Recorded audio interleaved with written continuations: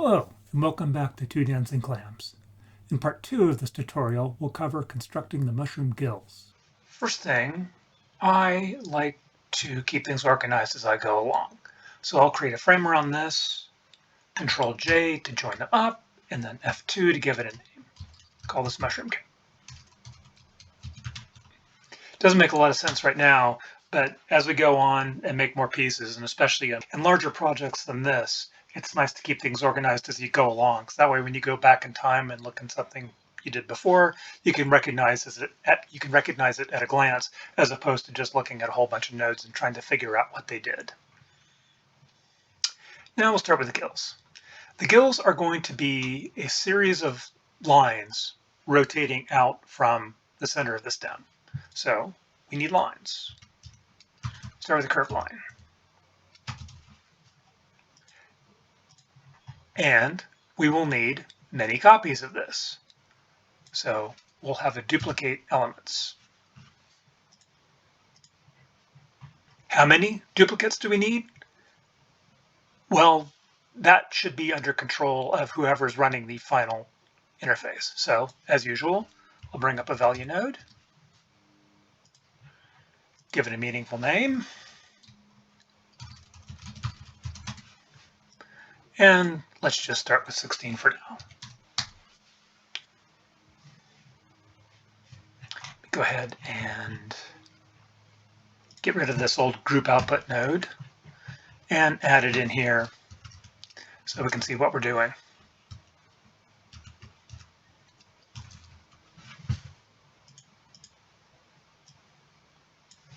So what we have right now is nothing. So we've asked it to duplicate these lines, but actually we haven't asked it to duplicate the lines. We've asked it to duplicate points, and there's no points in our geometry. So we need to ask it to duplicate splines. Yay. So now we have 16 splines all stacked on top of each other. To turn that into something we actually want, we need to rotate each instance. So we're going to take a circle and divide it up into this number of pieces and rotate each line by that amount. So we'll need a divide node.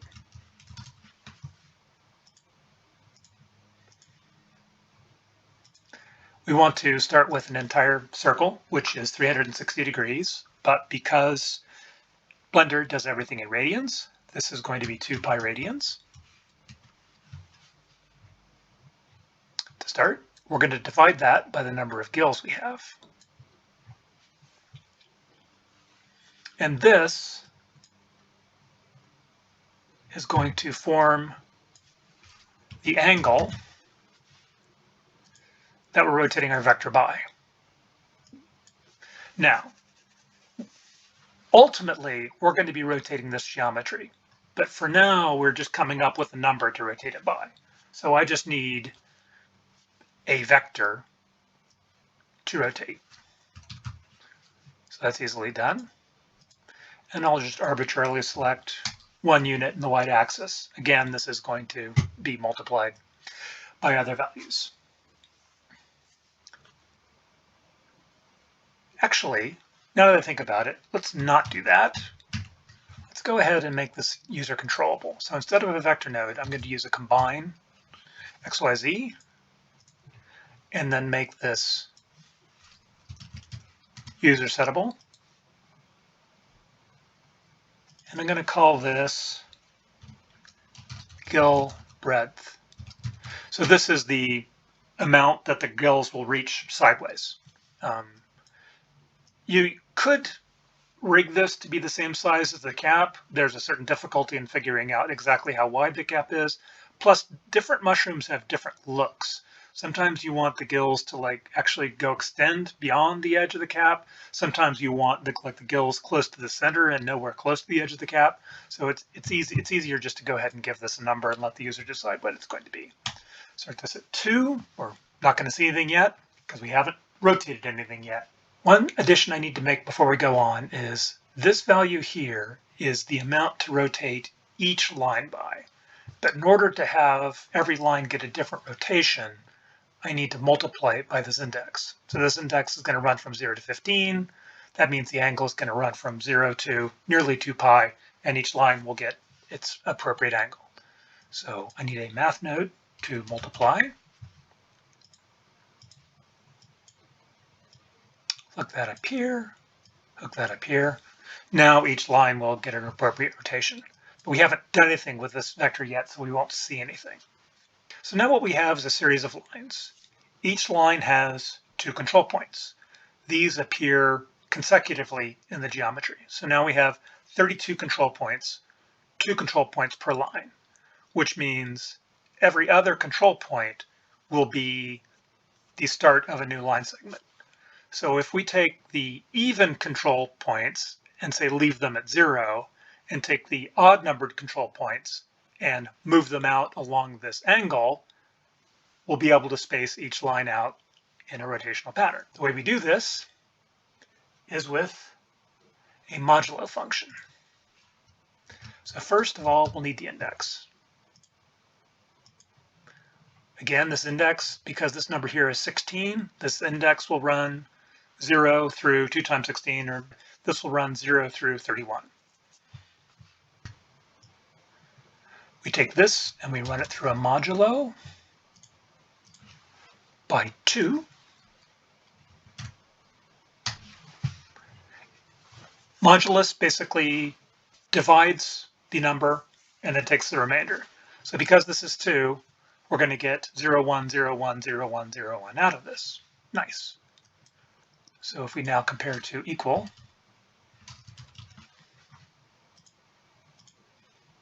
and integer define,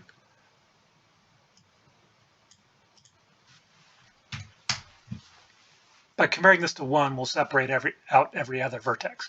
We don't really care which we move. Could be the odds, could be the evens. Don't care, just as long as we move every other point. Run this into a switch function. Now what the switch function will allow us to do is make a choice. So our 2 choices are, if it's even, we want to do one thing with it. If it's odd, we want to do something else. So the default will be just to leave it at 0, 0, 0. The other choice is to move it to the angle we just nicely calculated. Now finally, we have the number we can use for a set position. So we'll take a set position.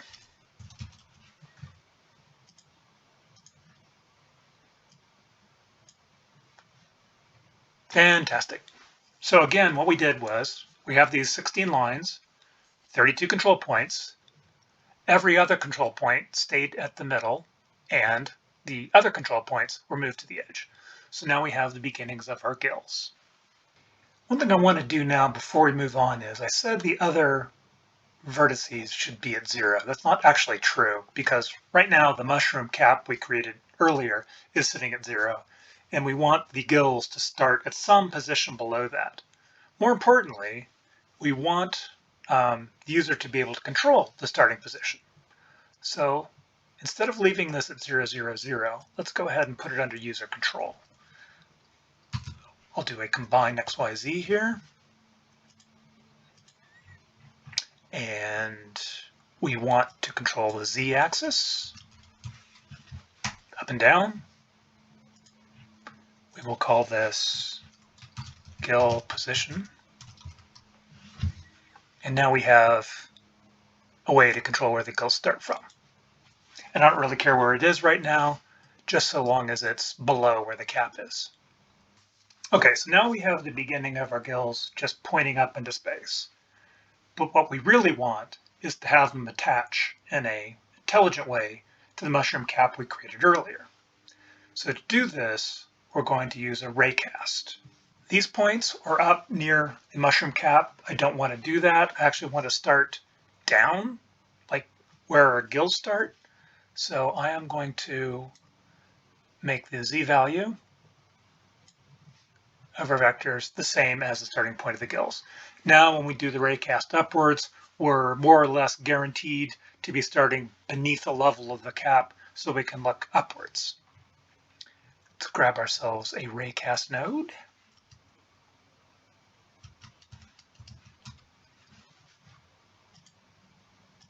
The Raycast node is just pure genius. So this target geometry is the thing we're going to be trying to hit with our rays. And we know what that is.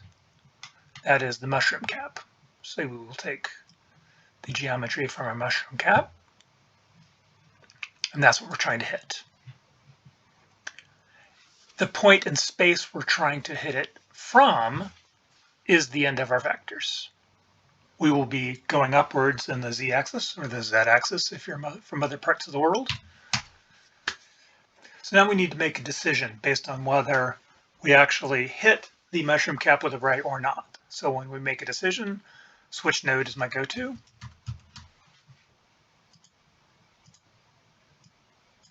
And what we're going to be switching are one vector for another.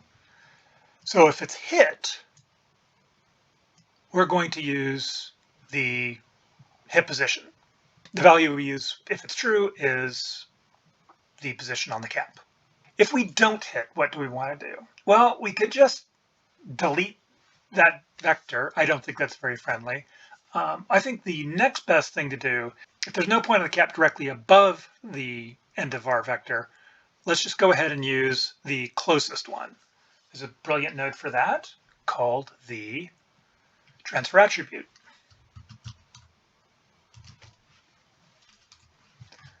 What this allows us to do is to take a value from one geometry and copy it to another geometry. So in this case, we're going to take it from a point on the mushroom cap and use that as the endpoint for one of our gills.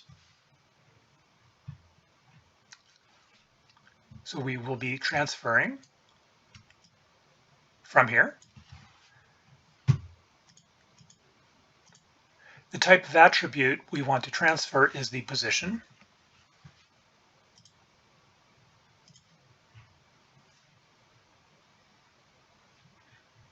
And the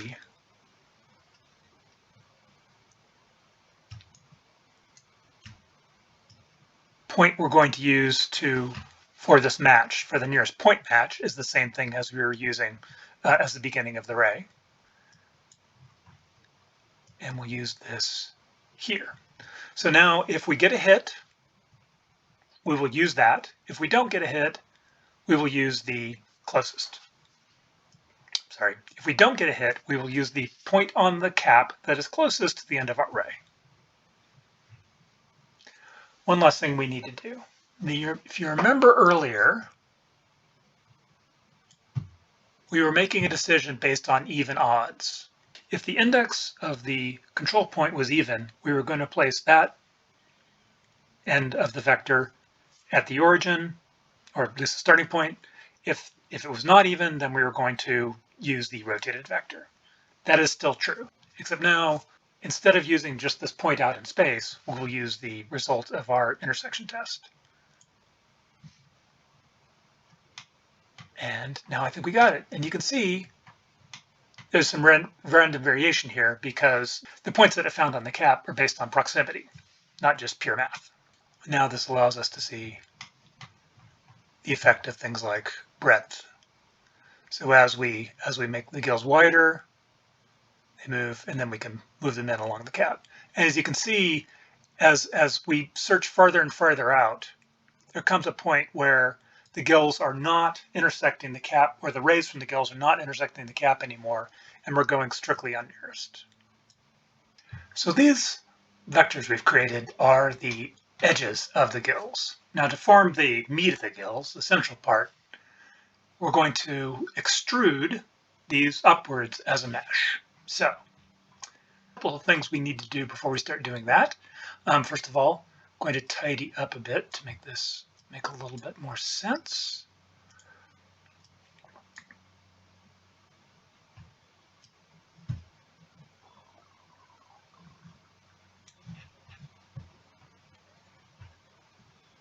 Now,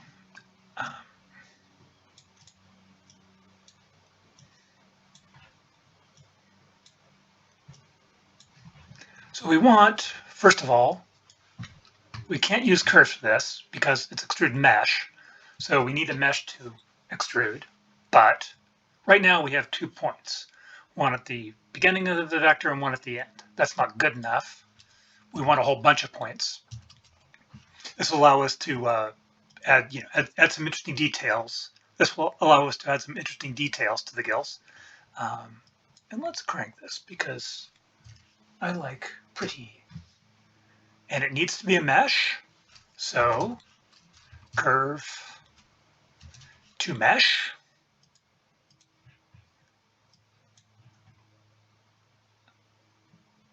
And now we extrude.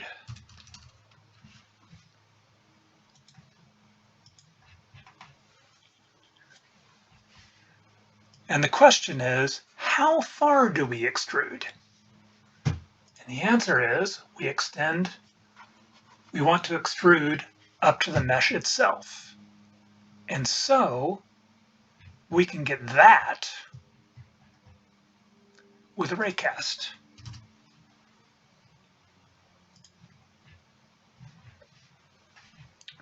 We use the same geometry. And the hit distance will tell us the amount we need to go upward to hit the mushroom cap. And that's going to be a distance in Z. So we get to combine X, Y, Z. And that goes into the offset. And then one last detail. As before, this is a series of edges, not faces. So if we want to extrude something, it has to be edges. And we are done. That is the basic outlines of the gills. Now let's include a couple of other details as long as we're here. So let's get some variation in the gills. And the favorite way to get variation is a texture. So the favorite way to get variation is by adding some noise. So let's add a noise texture.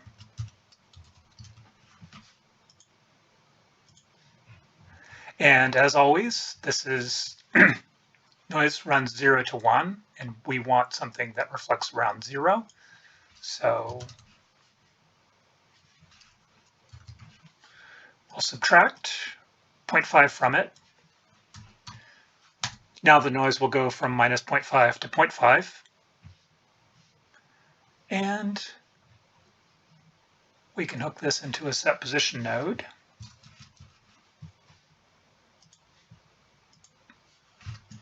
As the offset.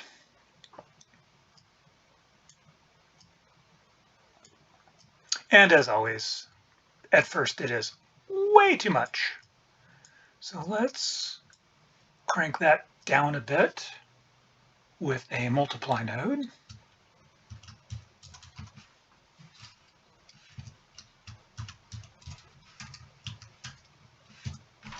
So let's crank that down a little bit with a multiply node.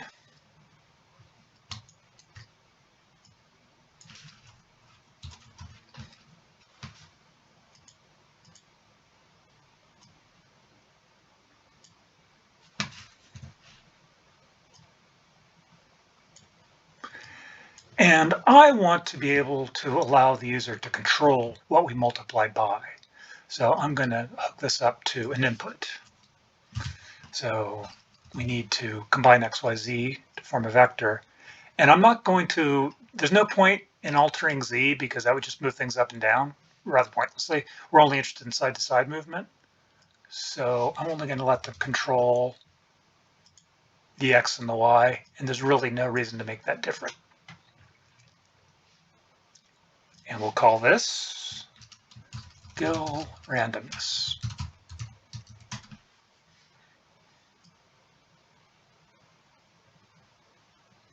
And I'm thinking that this is way too high.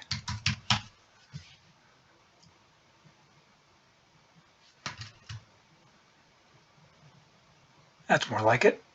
There'll be some smoothing later to make this look better, but I think that's fine for now. Again, you could also expose this to the user if you wanted to. To me, it's always a a trade-off between giving a lot of control to whoever's going to use the generator, including myself, and just coming up with an ungodly number of inputs. Couple of last details to finish up before we move on and create the stem. First of all, I'd like to rejoin the geometry. So let's create a join geometry node. And also bring in the cap. We are most definitely getting there. The other thing I want to do before going any further is, again, let's prepare for the future and add a material for this.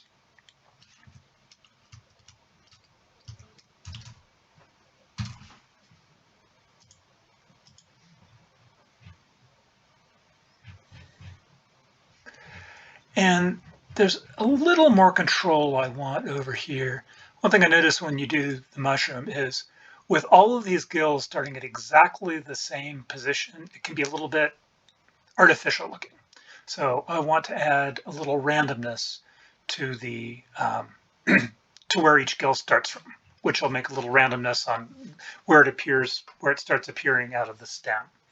So to do this, I am going to create a value node.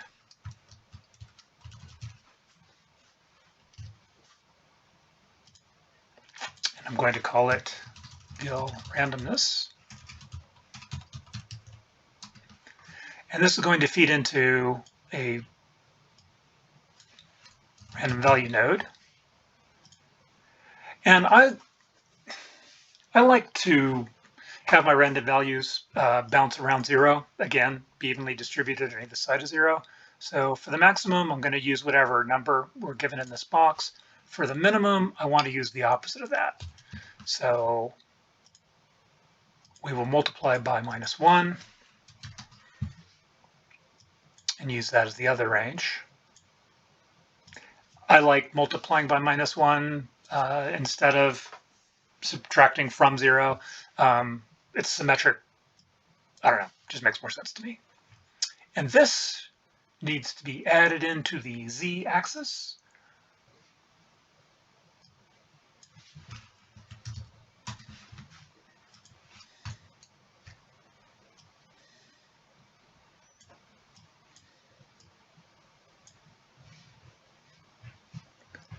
And you can see it doesn't do anything originally. And if you tweak this, it's hard to see now. It'll be easier to see when we get the stem in there.